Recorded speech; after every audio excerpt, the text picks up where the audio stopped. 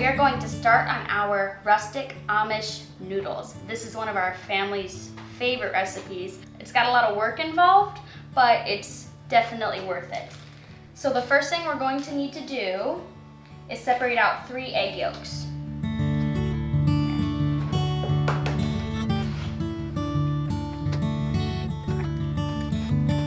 And it's okay if you still have a little bit of white on the egg, just because there is egg whites in this too.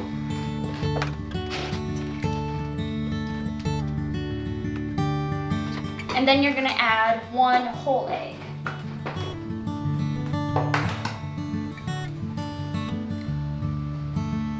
Okay, I have added 3 egg yolks into this bowl and then 1 whole egg. And that's all the eggs we need for this recipe. And now to the eggs, you're gonna need to add 3 to 5 tablespoons of water. I'm gonna start with 3. The reason there's the difference of the amounts is because some eggs are larger than others. They're not all equal. And we're just gonna beat this. Now I'm going to add a teaspoon of salt. Mix it again, just make sure it's all incorporated. Okay, and next we need to add our semolina flour. Let's see, and I need 1 cup of this.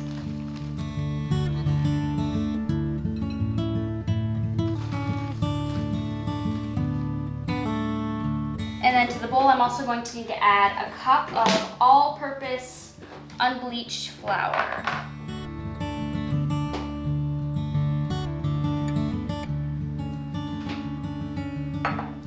Then you're gonna mix this as long as you can with the fork, but soon it's gonna get super duper thick, like way thicker than a bread dough, and we're gonna have to transfer it to the table and knead it on there.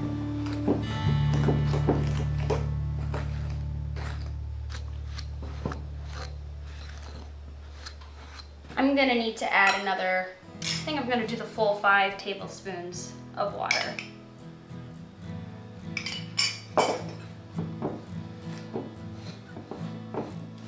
And every time you make this, it's all gonna be a little bit different just because not every egg is exactly the same. And this part does take quite a bit of time to get it all incorporated just because it is so thick.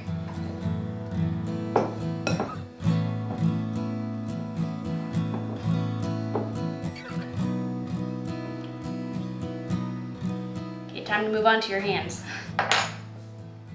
Then I'm just kneading it in the bowl just to get all the extra little crumbs incorporated, and then I'll transfer it to the table. I think I might need to add another ½ tablespoon or so of water too.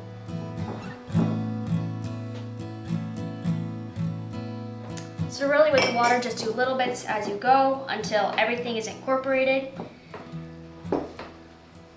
Okay, this feels pretty incorporated. I'm gonna go ahead and move this onto my clean table, and you're just gonna knead it on the table for around 8 minutes. You may need to add some flour, which is why I kept the flour here still, but you should knead it till it gets nice and smooth, supple, and you get a really good arm workout.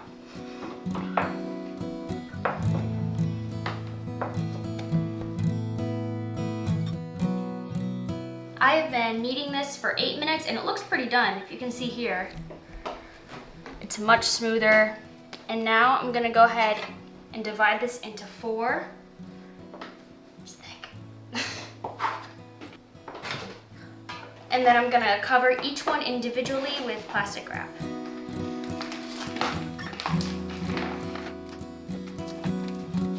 And then once all these are covered, I'm gonna go ahead and let them sit for 10 to 20 minutes just so it can all the ingredients can meld together and make a nice pasta, nice and smooth.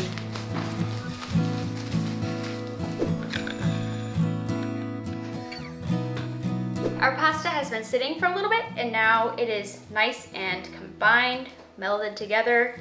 If I can open up the plastic wrap, so you can see it's much more like well combined.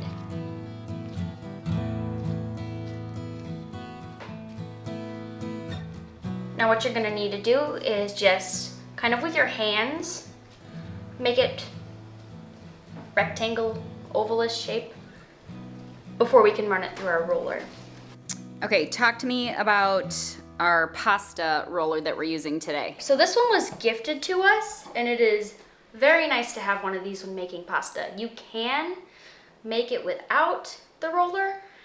It'll be 3 or 4 times as hard, and the pasta, like, you can use a rolling pin and roll it out that way and then cut it. You can use these and make like linguine, angel hair pasta, but I've tried it before.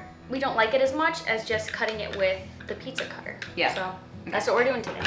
And now I'm just gonna get a little bit of flour, because this is sticky. I'm just gonna flour my whole surface here.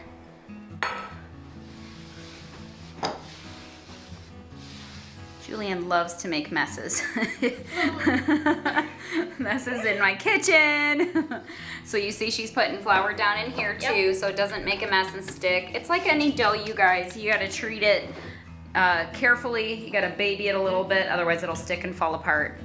This one, the handle has to be put on, just set in there. It doesn't usually have the handle on it. Okay, so now you're just gonna kind of put flour on each side, make sure it's evenly coated, and then put this on the largest setting. The largest setting on this is 7 for me, so I'm just going to carefully run it through. The first time's like the hardest. Yeah. You gotta be gentle. But he's already doing it really well. I'm gonna go ahead and do that again on the 7.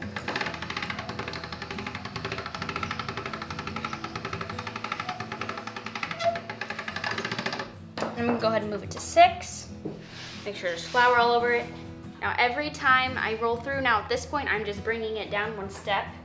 And I'm gonna bring it down to, I think, the 3rd step. I don't like to bring it all the way down to 1. We like it in a nice hearty, thick, Amish-style, German-style noodle. Like, these noodles are delicious in stroganoff or just with butter, with the red sauce. Some of my kids like the just buttered noodles, but obviously we're making sauce today too. That's 4. And here's number 3. And I'm gonna run it on number 3. I'm gonna run it through twice. And like Julianne already mentioned, you absolutely can do this without this tool. It will just be harder physical work for you. So you would need a large surface like that and get your roller and your pizza cutter and just be patient. Today we're using the machine because that's how we do it. But you can roll it out. It's a really hard dough. It helps bringing it to room temperature before you roll it out, obviously, which it is right now. Okay, there's our first one. All right, hold it up for me. Let me see it. It's paper thin. Okay, but it stays together really nicely. Yeah. I'm just gonna, here, keep it on a floured surface. I'm just gonna let this sit, and I'm gonna cut them all at once I'm done. Okay. All right. 3 more to go. All right.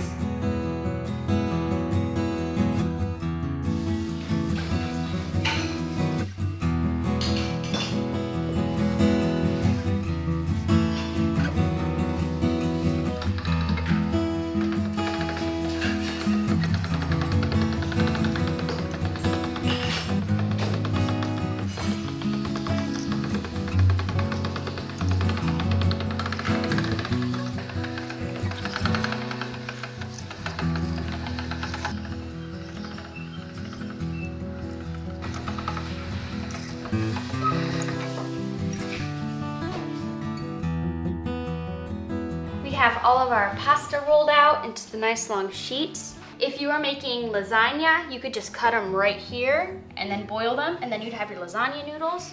That, or if you don't mind having thick noodles, which would be great, you could just cut them and eat them like that with butter, sauce. What I'm gonna do right now is make Amish-style noodles, so I'm just gonna really gently. She's not gonna scratch my table. No, just all the way down. And listen, these are rustic noodles. They don't have to be perfect. They taste the same no matter what.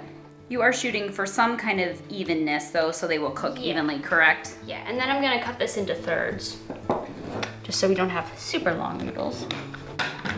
And then you can pick them up, just gently pull them apart from each other. Then I'm gonna lay them on this cooling rack just until we're ready to boil them. We're not drying them. If you were gonna preserve them, you could dry them. You'd have to go through the drying You'd process. have to go through the drying process though, yeah. Okay, and then repeat until it's all cut, right? Yeah. Okay, the pasta, I got it all cut. And now I'm gonna go ahead and clean up the table. And then nothing, we don't do anything with it. It's just gonna sit on here until it's time to, I mean, we could get some water boiling, but we're probably not eating until like 5:30 or so.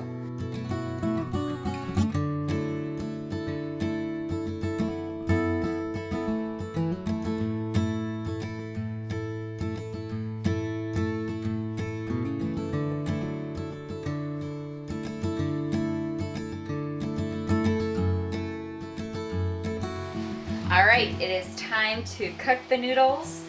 We'll be eating within about an hour. Obviously, it's only gonna take a few minutes to cook this because it's fresh, but yeah, you can just keep it at room temperature and have it ready.